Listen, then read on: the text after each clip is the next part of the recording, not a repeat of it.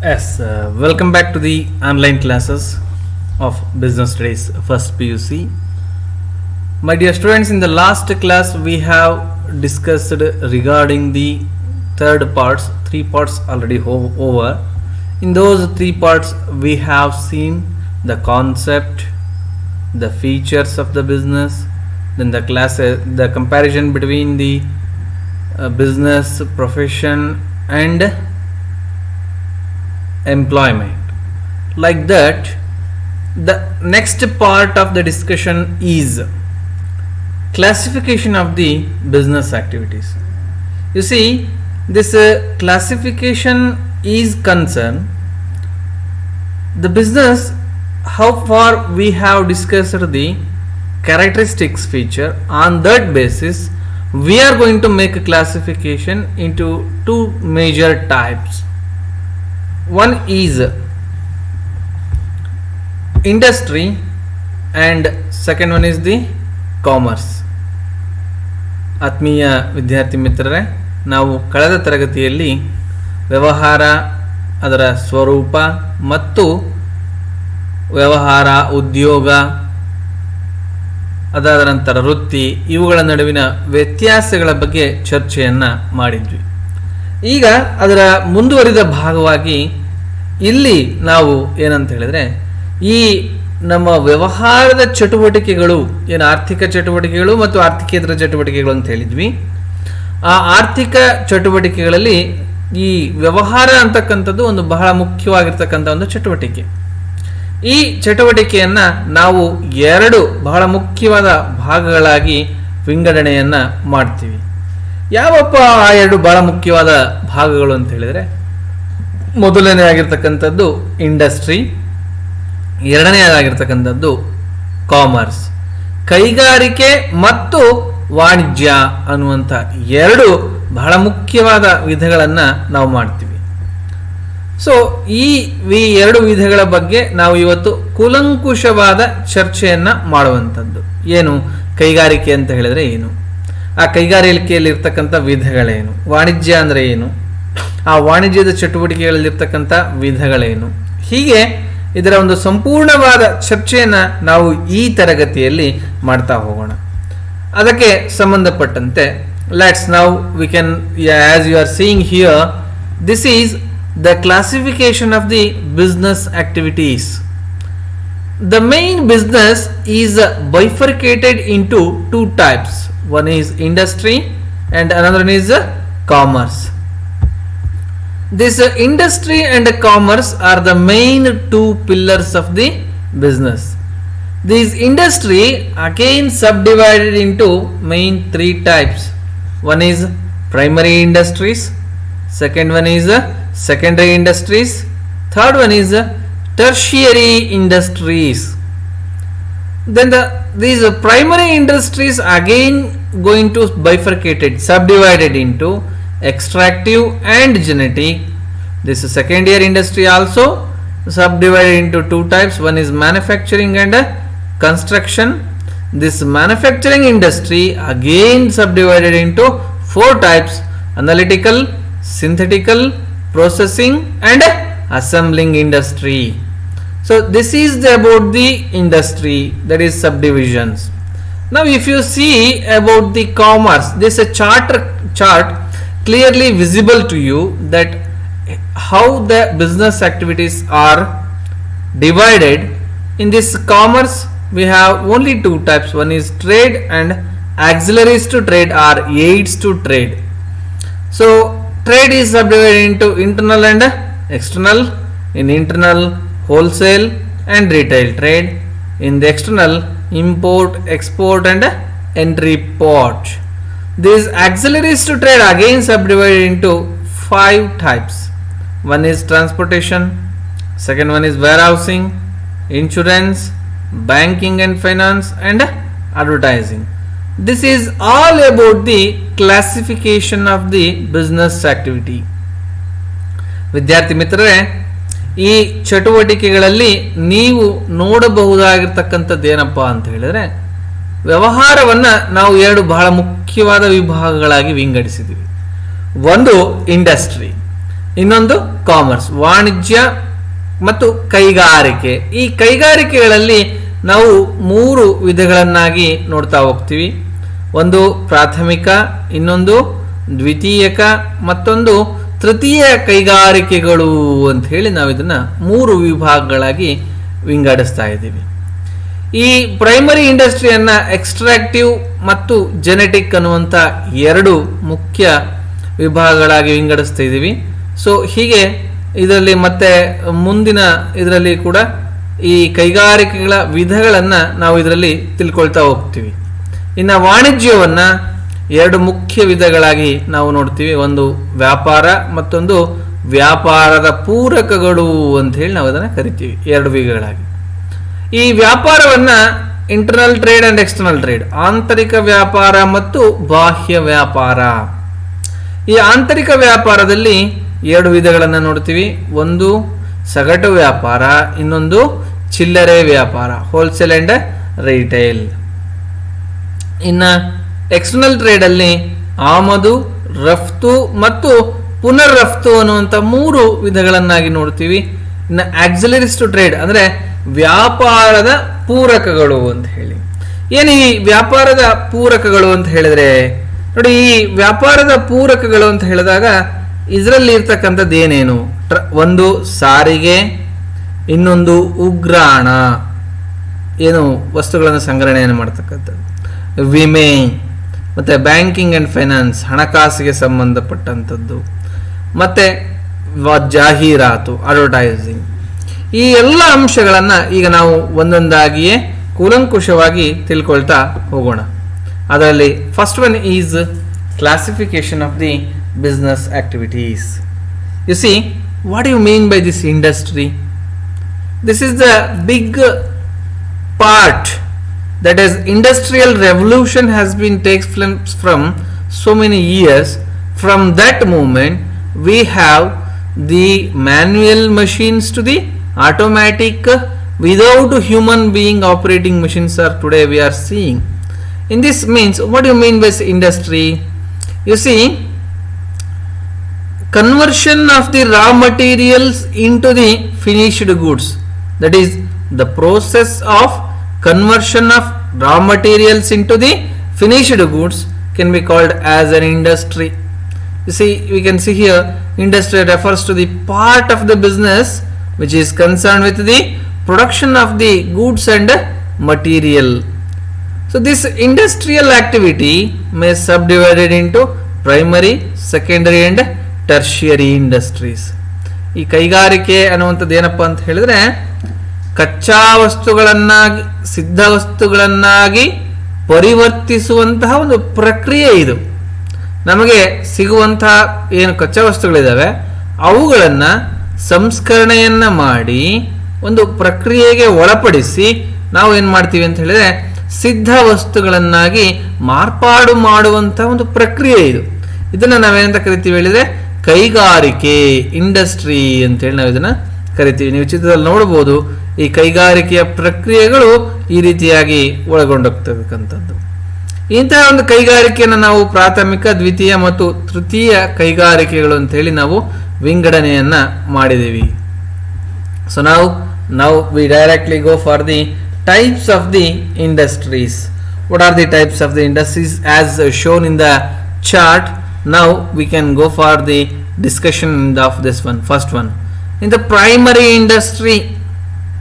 What do you mean by this primary industry? What are the basic apps of this primary industry? You see, any industry which is engaged in extracting, producing and processing of the natural resources. Today in the nature we will get these so many resources. In India the resources are enriched. So from those resources, that this primary industries again we will see. ಏನು ಪ್ರಾಥಮಿಕ ಕೈಗಾರಿಕೆಗಳು ಅಂತ ಹೇಳಿದ್ರೆ ಏನು? ಯಾವ ಕೈಗಾರಿಕೆಗಳು ಉತ್ಪಾದನೆ ಮಾಡುವಂತಹ, ಹೊರತೆಗೆಯುವಂತಹ ಮತ್ತು ಏನು ಸ್ವಾಭಾವಿಕ ಸಂಪನ್ಮೂಲಗಳನ್ನು ಸಂಸ್ಕರಣೆಯನ್ನ ಮಾಡಿ ಕೈಗಾರಿಕಾ ಚಟುವಟಿಕೆಗಳನ್ನು ಮಾಡ್ತಕ್ಕಂಥದ್ದನ್ನು ನಾವೆಂತ ಕರಿತೀವಿ ಅಂತ ಹೇಳಿದ್ರೆ ಪ್ರೈಮರಿ ಇಂಡಸ್ಟ್ರೀಸ್ ಅಂತೇಳಿ ನಾವು ಅದನ್ನು ಕರಿತೀವಿ. ದೆನ್ ನೆಕ್ಸ್ಟ್, ಈ ಪ್ರೈಮರಿ ಇಂಡಸ್ಟ್ರಿಯ ಒಳಗಡೆ ಇರ್ತಕ್ಕಂಥ ವಿಧಗಳೇನು? Classification of the primary industry. So the first one is extractive industries. That means they are engaged in extraction of the, means extraction means what? Collection of the useful materials from the earth and sea. You see, for example, mining, fishing, agriculture, quarrying, etc. ನೋಡಿ, ಹೊರತೆಗೆಯುವಂತಹ ಕೈಗಾರಿಕೆಗಳು ಅಂತ ಹೇಳಿದ್ರೆ ಏನು? Extraction, ಹೊರತೆಗೆಯುವಂತಹ ಕೈಗಾರಿಕೆಗಳು ಅಂತ ಹೇಳಿದರೆ ಭೂಮಿಯ ಒಳಗಡೆ ಅಥವಾ ಭೂಮಿಯ ಮೇಲ್ಪದರದಲ್ಲಿ ಇದಕ್ಕೆ ಸಂಬಂಧಪಟ್ಟಂತ ಇರುವಂತಹ ಒಂದು ಸ್ವಾಭಾವಿಕ ಸಂಪನ್ಮೂಲಗಳನ್ನು ಹೊರತೆಗೆಯುವಂಥದ್ದು. ಇವುಗಳನ್ನ ನಾವೇನಂತ ಕರಿತೀವಿ ಅಂತ ಹೇಳಿದ್ರೆ ಹೊರತೆಗೆಯುವ ಕೈಗಾರಿಕೆಗಳು ಅಂತೇಳಿ ನಾವು ಇದನ್ನು ಕರಿತೀವಿ. ಉದಾಹರಣೆಗೆ ಇವತ್ತು ಮೈನಿಂಗ್ ಏನು ಖನಿಜಗಳನ್ನು ಹೊರತೆಗೆಯುವಂಥ ಒಂದು ಕೆಲಸ. ಮತ್ತು ಫಿಶಿಂಗ್, ಮೀನುಗಾರಿಕೆ. ಅದಾದಮೇಲೆ ಸಾಗರ ಸಮುದ್ರದಲ್ಲಿ ನಾವು ಮೀನುಗಳನ್ನು ಹಿಡಿಯುವಂಥದ್ದು, ಅವುಗಳನ್ನು ಹೊರ ರಾಷ್ಟ್ರಗಳಿಗೆ ಅಥವಾ ಇತ್ತೀಚಿನ ನಮ್ಮ ರಾಜ್ಯದ ಒಳಗಡೆ ಹೊರ ರಾಜ್ಯಗಳಿಗೆ ಆಹಾರ ಉತ್ಪನ್ನವಾಗಿ ಮಾರಾಟವನ್ನು ಮಾಡ್ತಕ್ಕಂಥದ್ದು. ಮತ್ತು ಕೃಷಿ, ನಮಗೆಲ್ಲರಿಗೂ ಗೊತ್ತಿರೋ ಹಾಗೆ ಕೃಷಿ ಇವಾಗಿರ್ಬೋದು. ಕ್ವಾರೆಗಳು, ಕಲ್ಲಿನ ಕೋರೆಗಳು ಅಂತೇಳಿ ನಾವು ಕರಿತೀವಿ, ಕ್ವಾರೆಗಳು, ಕ್ವಾರಿಂಗ್. ಸೊ ಈ ಥರದನ್ನು ನಾವೇನಂತ ಕರಿತೀವಿ ಅಂತ ಹೇಳಿದರೆ ಎಕ್ಸ್ಟ್ರಾಕ್ಟಿವ್ ಇಂಡಸ್ಟ್ರಿ, ಹೊರತೆಗೆಯುವ ಕೈಗಾರಿಕೆಗಳು.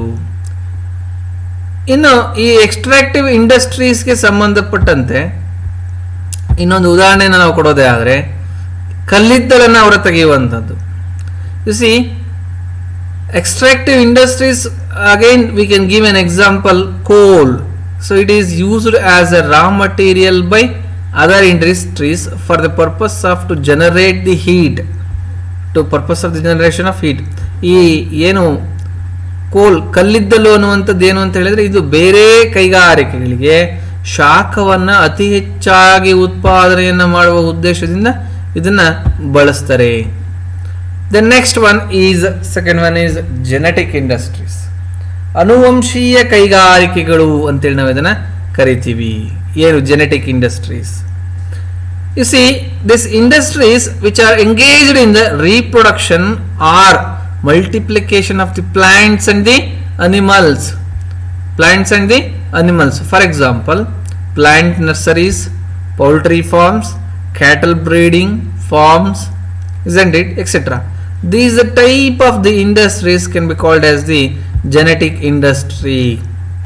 ನೋಡಿ, ಇಲ್ಲಿ ಅನುವಂಶೀಯ ಕೈಗಾರಿಕೆಗಳು ಅಂತ ಹೇಳಿದ್ರೆ ಯಾವುದೇ ಒಂದು ಸಸ್ಯ ಅಥವಾ ಪ್ರಾಣಿಯ ತಳಿಯನ್ನು ಅಭಿವೃದ್ಧಿಯನ್ನು ಮಾಡಿ ಅದನ್ನು ಸಂತಾನೋತ್ಪತ್ತಿಯನ್ನು ಮಾಡಿ ಅದರ ಸಂಖ್ಯೆಯನ್ನು ದ್ವಿಗುಣಗೊಳಿಸಿ ಅದನ್ನು ಮಾರಾಟ ಮಾಡುವಂಥದ್ದು. ಉದಾಹರಣೆಗೆ ಪ್ಲಾಂಟ್ ಮತ್ತು ನರ್ಸರಿಗಳನ್ನು, ಚಿಕ್ಕ ಚಿಕ್ಕ ಸಸಿಗಳನ್ನು ಮಾಡ್ತಕ್ಕಂಥ, ಪೌಲ್ಟ್ರಿಗಳನ್ನು, ಫಾರ್ಮ್ಸ್ಗಳನ್ನು ಮಾಡ್ತಕ್ಕಂಥದ್ದು. ಪೌಲ್ಟ್ರಿ ಅಂತ ಹೇಳಿದರೆ ಕೋಳಿ ಸಾಕಾಣಿಕೆ, ಕುರಿ ಸಾಕಾಣಿಕೆ, ಆಡು ಅಥವಾ ಮೇಕೆ ಸಾಕಾಣಿಕೆ, ಈ ಥರದ ಪ್ರಾಣಿಗಳನ್ನು ಸಾಕಾಣಿಕೆಯನ್ನು ಮಾಡುವಂಥ ಒಂದು ಕೈಗಾರಿಕೆಯನ್ನು ನಾವೇನಂತ ಕರಿತೀವಿ ಅಂತ ಹೇಳಿದ್ರೆ ಜೆನೆಟಿಕ್, ಅನುವಂಶೀಯ ಕೈಗಾರಿಕೆಗಳು ಅಂತೇಳಿ ನಾವು ಕರಿತೀವಿ. Again the second industry, secondary industries. These industries is concerned with the materials which have already been produced at the primary stage. You see, any item which is produced from the primary industry, again the same as the raw material to the secondary industries. These from the utilization of the primary industry raw material. So now these secondary industries are again making the process of those raw material and prepare a final product. So this is called as a secondary industries. We can say manufacturing industries and the construction industries. For example, we can say ದ್ವಿತೀಯ ಕೈಗಾರಿಕೆಗಳು ಅಂತಕ್ಕಂಥದ್ದು ಏನು ಅಂತ ಹೇಳಿದ್ರೆ, ಪ್ರಾಥಮಿಕ ಕೈಗಾರಿಕೆಗಳಲ್ಲಿ ಈಗಾಗಲೇ ಉತ್ಪಾದಿಸಿರುವಂತಹ ಕಚ್ಚಾ ವಸ್ತುಗಳನ್ನು ಬಳಸಿಕೊಂಡು ಅದೇ ವಸ್ತುಗಳನ್ನು ಸಂಸ್ಕರಿಸಿ ಸಿದ್ಧ ವಸ್ತುಗಳನ್ನಾಗಿ ಇಲ್ಲಿ ಮಾರ್ಪಾಡು ಮಾಡುವಂತಹದ್ದೇ ಈ ದ್ವಿತೀಯಕ ಕೈಗಾರಿಕೆಗಳು ಅಂತೇಳಿ ನಾವು ಕರಿತೀವಿ. This classification of secondary industries we can again make in two divisions. One is manufacturing industries. First one ಏನು ಉತ್ಪಾದನಾ ಕೈಗಾರಿಕೆಗಳು, ಮಾನವ ನಿರ್ಮಿತ ಉತ್ಪಾದನಾ ಕೈಗಾರಿಕೆಗಳು ಅಂತ ನಾವೇನು ಕರಿತೀವಿ. So these are the industries which are conversion of the raw materials into finished goods. For example we can see here the cotton which was grown in the primary industries, but here we are utilizing that cotton and making the ready cloths, finished goods into textile from the help of the textile industries. By using the timbers we can prepare a furniture etc. ನೋಡಿ ಇಲ್ಲಿ ಹತ್ತಿಯನ್ನ ಏನು ಮೊದಲನೆಯ ಕೈಗಾರಿಕೆಗಳು ಅಥವಾ ಪ್ರಾಥಮಿಕ ಕೈಗಾರಿಕೆಗಳಲ್ಲಿ ಸಿಗುವಂತ ಒಂದು ಹತ್ತಿಯನ್ನ ಬಳಸಿ ನಾವಿಲ್ಲಿ ಕೈಗಾರಿಕೆಗಳಲ್ಲಿ ಎಂಥ ಕೈಗಾರಿಕೆಗಳು ಅಂತ ಹೇಳಿದ್ರೆ ಬಟ್ಟೆ ಕೈಗಾರಿಕೆಗಳಲ್ಲಿ ಬಟ್ಟೆಯನ್ನು ನಾವು ತಯಾರನ್ನು ಮಾಡ್ತಕ್ಕಂಥದ್ದು ಮ್ಯಾನುಫ್ಯಾಕ್ಚರಿಂಗ್ ಇಂಡಸ್ಟ್ರೀಸ್ ಅಂತ ಹೇಳ್ತೀವಿ. ಎರಡನೆಯದು ನಾವು ಉದಾಹರಣೆಯನ್ನು ಕೊಡುವಂಥದ್ದೇ ಆದರೆ ರಾ ಮಟೀರಿಯಲ್ಸ್ ಫಾರ್ ಸಿಮೆಂಟ್ ಏನಿದೆ, ಇಲ್ಲಿರ್ತಕ್ಕಂಥ 4 ಅಂಶಗಳನ್ನು ಬಳಸ್ಕೊಂಡು ನಾವು ಒಂದು ಸಿಮೆಂಟನ್ನು ತಯಾರು ಮಾಡ್ತೀವಿ. You see raw material into finished goods and thus create from a utility.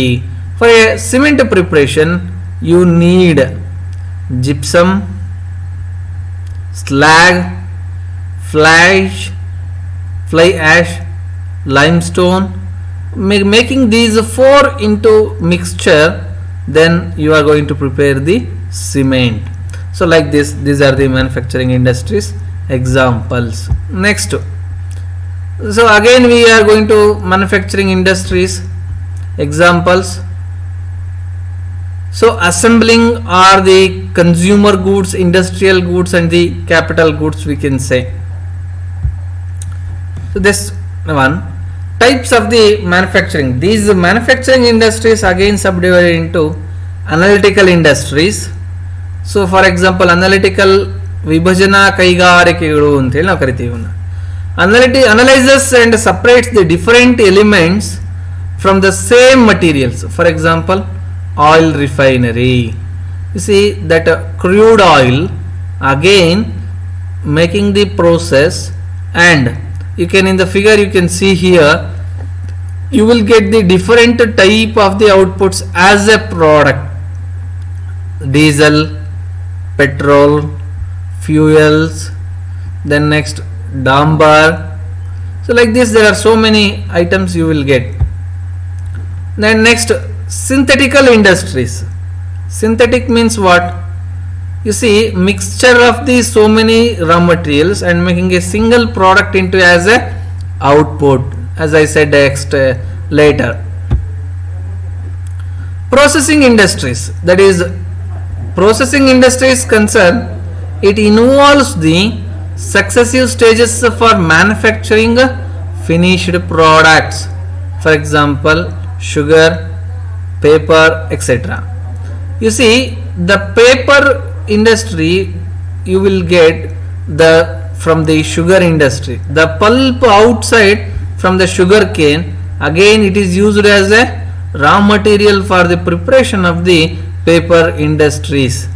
ನೋಡಿ ಇಲ್ಲಿ ಸಂಸ್ಕರಣಾ ಕೈಗಾರಿಕೆಗಳು, ಪ್ರೊಸೆಸಿಂಗ್ ಇಂಡಸ್ಟ್ರಿಗಳು ಅಂತ ಹೇಳಿದಾಗ ನಾವು ಇಲ್ಲಿ ಚಿತ್ರದಲ್ಲಿ ನೋಡ್ತಾ ಇರುವ ಹಾಗೆ ಈಗೇನು ಸಕ್ಕರೆಯನ್ನು ಉತ್ಪಾದನೆ ಮಾಡಲಿಕ್ಕೆ ಕಬ್ಬಿನ ಕೋಲನ್ನು ನಾವು ಏನು ಬಳಸ್ತೀವಿ, ಕಬ್ಬನ್ನು, ಆದರೆ ಬರ್ತಾ ಇರ್ತಕ್ಕಂಥ ತಿರುಳನ್ನು ನಾವೇನು ಮಾಡ್ಬೋದು ಅಂತ ಹೇಳಿದ್ರೆ ಒಂದು ಪೇಪರ್ಗೆ ಏನು ಮಾಡ್ಬೋದು, ಪೇಪರ್ ಕೈಗಾರಿಕೆಗಳಿಗೆ ನಾವು ಅದನ್ನು ಬಳಸಬಹುದು. The next one is assembling industry. This assembling industries is concerned, we are going to get the different parts of a same product from different nations, importing those nation products. We are going to make the assembling of the particular firm product. For example car, TV, computer, mobile phone etc. Let me give an example for the assembling of the car. You can get a name: Tata, Hyundai, Maruti Suzuki etc.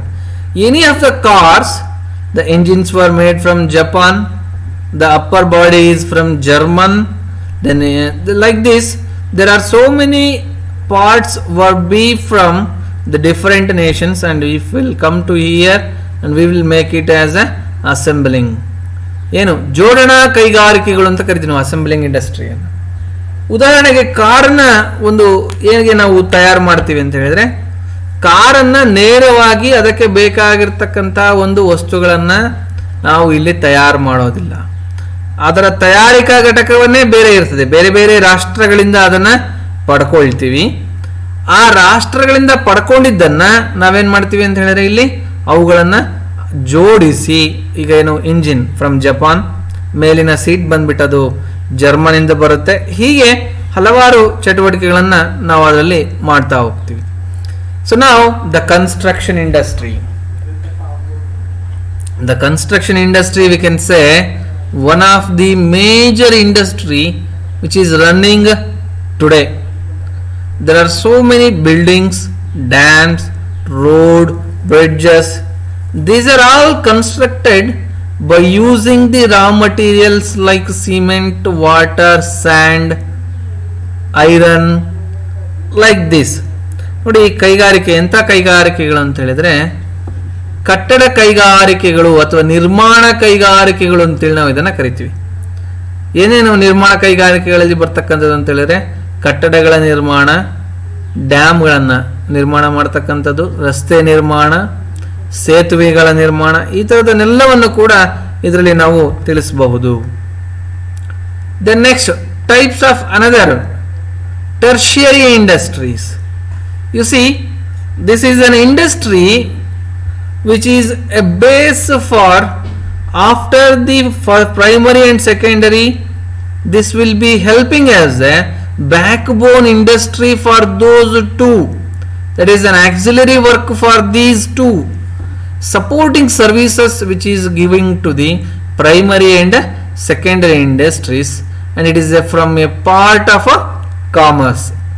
You see, auxiliaries to trade like transport, banking, insurance. So these are the tertiary industries.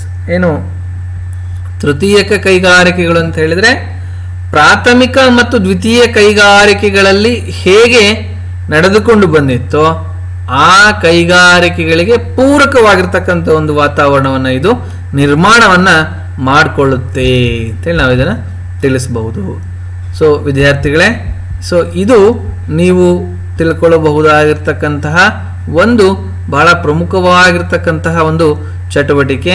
ಕೈಗಾರಿಕೆಗಳ ವಿಧಗಳನ್ನು ನಾವು ಈ ತರಗತಿಯಲ್ಲಿ ನೋಡಿದ್ದೀವಿ. So ಈ ಮುಂದಿನ ತರಗತಿಯಲ್ಲಿ ನಾವು ವಾಣಿಜ್ಯವನ್ನು ತಿಳಿದುಕೊಳ್ಳೋಣ. ಧನ್ಯವಾದಗಳು.